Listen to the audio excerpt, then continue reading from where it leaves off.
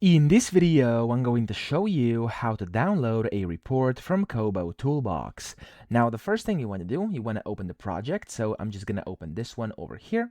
Then you want to go to data up top, and then here you can see a bunch of things. The second one is reports. You want to click on reports here, and then you can see you have like the default report over here, and then you can also add and create a new one if you want to. I'm just going to put this one on right now, and then to actually download it, you want to click on the print button top right, and from here where it says destination, you want to switch from your printer to save as PDF. Now when you do this, you can just of course set everything over here. I'm going to leave it as it is by default. Click on save at the bottom right, and you can then save this as a PDF. So I'm just going to save it into my downloads. Click on save, and then you can of course open it up, and you'll see that it's actually going to be a document and a downloaded report from KoboToolbox. So I hope this video helped you out. If it did, please subscribe to the channel and help me out as well.